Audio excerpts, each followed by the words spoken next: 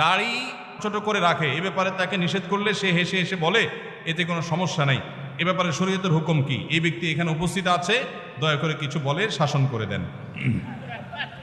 আসামি হাজির। ভাইরা আমার, দাড়ি লম্বা করা এটা নবী সাল্লাল্লাহু আলাইহি ওয়াসাল্লামের নির্দেশ। তিনি বলেছেন আফুল্লুহা আরখুল্লুহা, তোমরা দাড়িকে ছেড়ে দাও। দাড়িকে ছেড়ে দিতে বলেছেন, লম্বা করতে বলেছেন। সাহাবীদের মধ্যে এক মুষ্টির পরে, বুখারীর হাদিসে এক মুষ্টির পরে অতিরিক্ত অংশ কাটার বিষয়টা সাব্যস্ত আছে। এর আগে, এক মুষ্টির আগে সাহাবীদের কারোর কাছ থেকে, নবী সাল্লাল্লাহু আলাইহি ওয়াসাল্লাম থেকে কোনো হাদিসে দাড়ি কাটা ছাটার কোনো প্রমাণ নাই। এই জন্য সারা বিশ্বের প্রায় সব উলামায়ে ইকরাম একমত যে দাড়ি লম্বা করা ওয়াজিব। কিছু ইখতিলাফ আছে, আরবের কিছু আলেমদের ভিন্ন মত আছে। বেশিরভাগ আলেমদের মতে হলো দাড়ি লম্বা করা কি ওয়াজিব। ইজিপশিয়ান কিছু আলেমদের ভিন্ন মত আছে, আরো কিছু আলেমদের ভিন্ন মত আছে, বাকি মেজরিটি আলেমদের মত হলো ওয়াজিব। আমরা বলি দাড়ি রাখা সুন্নত, সেটা সুন্নত এই অর্থে নবীজিও দাড়ি রেখেছেন, সেই হিসাবে সুন্নত, কিন্তু তিনি নির্দেশ করলে সেটা কি হয়ে যায়, সেটা আমভাবে ওয়াজিব হয়ে যায়, সেই হিসাবে দাড়ি রাখা ওয়াজিব। অতএব ভাই, যদি কেউ মনে করে দাড়ি না রাখলে সমস্যা নাই, তার কাছে সমস্যার ডেফিনেশনটা কি, সংজ্ঞাটা কি? কেউ তো বলতে পারে নামাজ না পড়লেও সমস্যা নাই, কিন্তু একজন মুসলমান মনে করবে আল্লাহর নবীর ওয়াজিব তরক করলে সমস্যা আছে না নাই? আছে। কিয়ামতের ময়দানে তার জন্য জবাবদিহি করতে হবে কি হবে না? হবে। তবে আমাদের ভাই কেউ হয়তো খোঁচা খোঁচা দাঁড়িয়ে রাখা শুরু করেছেন, আমরা তাকে অ্যাপ্রিসিয়েট করব, আমরা তাকে দূরে সরাবো না। আলহামদুলিল্লাহ ভাই শুরুটা করে দিয়েছেন, ইনশাআল্লাহ আল্লাহ এটাতে বরকত দিবেন। আমরা তাকে এটাকে লম্বা করার জন্য নসিহা করব। তবে সেই সাথে এটাও আমাদের মাথায় রাখতে হবে, দাড়ির চাইতে অনেক ইম্পর্টেন্ট নির্দেশ আছে আল্লাহর, যেগুলো আমরা অহরহ লঙ্ঘন করি। আছে না নেই? এটা শুনে আবার বেদাড়িয়ালা একটু খুশি হয়ে গেছে, যাক আমাদের পক্ষে একটু আসলো। ভাইরা আমার, দাড়ি রাখা ওয়াজিব, সেটা নিয়ে কোনো আলাপ নাই, সেটা নিয়ে কোনো ছাড় নাই। কিন্তু পাশাপাশি আমাদের এটাও মাথায় রাখতে হবে যে আল্লাহর অন্যান্য ফরজ বিধানগুলো মানতে হবে। অনেকে লম্বা দাড়ি আছে, মুখ খারাপ করে, আছে না নাই? বাংলা একটা প্রবাদ আছে, হাজী সাহেবের মুখ খারাপ। কি বলে? হাজী সাহেবের মুখ খারাপ। এই লম্বা দাড়ি নিয়ে মুখ খারাপ করে কি করে না? এই লম্বা দাড়ি নিয়ে দোকানদার দেশি মশারি আর ইন্ডিয়ান মশারি মিশায় দেশি মশারি তেলগুলো বিক্রি করে কি করে না? তাহলে দাড়ি আছে, তিনি ওয়াজিব আমল করেছেন, সবও পাবেন, কিন্তু যেই কাজটা করছেন ওইটা দাড়ি রেখে যে সব পাচ্ছেন তার চেয়ে অনেক বেশি ক্ষতি তিনি করছেন ওই কাজটা করে। ঠিক না ঠিক? এই জন্য আমাদের পরিপূর্ণভাবে দ্বীনে প্রবেশ করতে হবে। আল্লাহ আমাদেরকে তৌফিক দান করুন। কিন্তু সেই সাথে দাড়িও লম্বা করার চেষ্টা করতে হবে। কিন্তু কোনো ভাই করছেন না, আমরা বেশিরভাগ মানুষ অন্যকে নিয়ে পড়ে থাকি। একটা বড় মুসিবত হলো বাংলাদেশে মানুষের, আমরা অন্যের চরকায় তেল একটু, আমাকে আল্লাহ দাড়ি রাখার তৌফিক দিয়েছে আলহামদুলিল্লাহ। আমি এখন চিন্তা করবো আমার আখলাকটা ঠিক হয়েছে কিনা, আমি বউরে বাসায় গালি দিই কিনা, আমি কর্মচারীদের সাথে চালের মতো ব্যবহার করি কিনা, আমি মানুষের হক মারি কিনা, আমি দেখবো আমার বাকি আর কোথায় ল্যাকিংস আছে সেটা আমি দূর করব। আমি দাঁড়িয়ে আছে, এই জন্য যার দাড়ি নাই তারে খোঁচা মারি করি আমি, এটা তো কোনো মুসলমানের কাজ হতে। আমি চাইবো আমার ভাইয়ের দাড়ি লম্বা হোক, কিন্তু সেই সাথে আমি চাইবো আমার আরো যে দুর্বলতা আছে সেগুলো যেন দূর হয়। আল্লাহ আমাদেরকে আমলের তৌফিক দান করুন।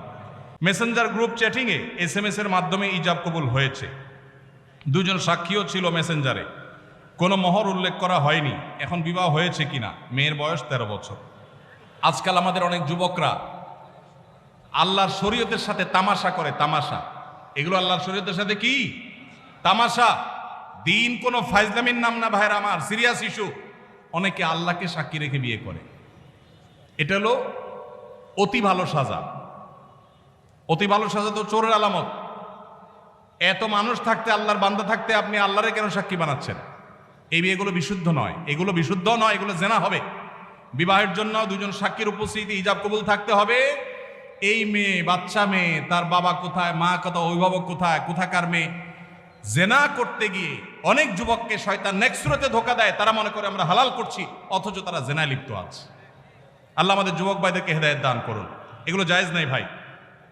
কোনো ব্যক্তি যদি তার সম্পত্তি 5 জন সন্তানদের মধ্য থেকে একজনকে বাদ দিয়ে 4 জনকে লিখে দিয়ে দেয়, সে ব্যক্তি মারা গেলে তার জানাজা নামাজ পড়া যাবে কিনা?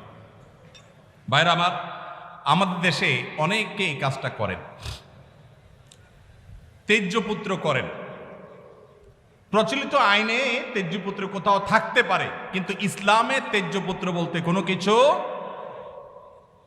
নবী করিম সাল্লাল্লাহু আলাইহি সাল্লাম পরিষ্কারভাবে নিষেধ করেছেন, কোন মুসলমান অন্য মুসলমানকে ত্যাগ করে চিরকালের জন্য তার সাথে সম্পর্ক ছিন্ন করে ফেলবে, এটা জায়েজ। লা ইয়াহিল্লু লিমুসলিমিন আন ইয়াহজুরা আখাহু ফাওকা সালাসি লায়াল, 3 দিনের বেশি কোনো মুসলমানের সাথে অভিমান করে সম্পর্ক ছিন্ন করা জায়েজ আছে? নেই। এখন সন্তান খারাপ, যত খারাপ হোক, আপনি সন্তানকে তথাকথিত তেজ্য পুত্র করলেন, করে কোনো সম্পদ দিলেন না, বঞ্চিত করলেন, আল্লাহর কাঠগড়ার আসামি হবেন।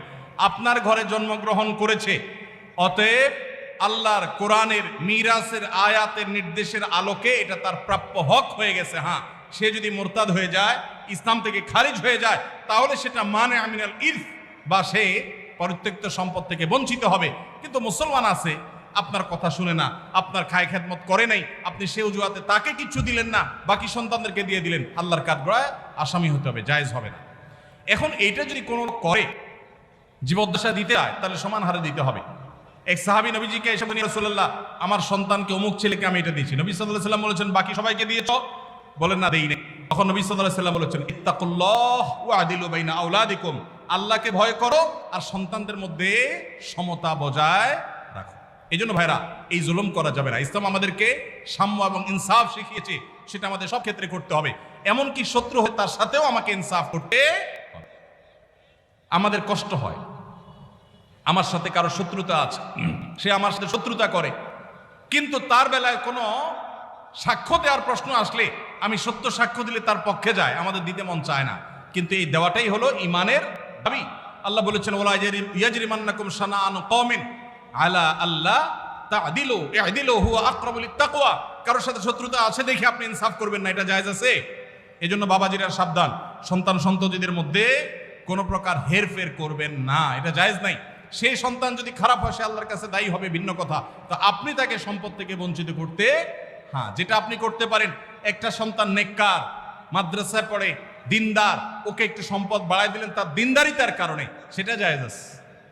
কিন্তু একজনকে টোটাল বঞ্চিত করলেন, আরেকজনের নামে সব লিখে দিলেন, এটা কিন্তু জায়েজ হবে। এখন কোন মুরব্বী যদি এই কাজ করেন, তিনি মারা গেলে তার জানাজা পড়া যাবে না, এমন কোনো কথা নেই। তার জানাজা পড়বে, কিন্তু তিনি আল্লাহর কাছে দায়ী থাকবেন। সন্তানদের কর্তব্য হলো, বাবা যাকে বঞ্চিত করছে আমাদের ভাগ থেকে তাকে দিয়ে আমরা ব্যালেন্স করে ফেলবো, তাহলে আশা করা যায় আল্লাহ তাআলা বাবাকে হয়তো মাফ করবেন।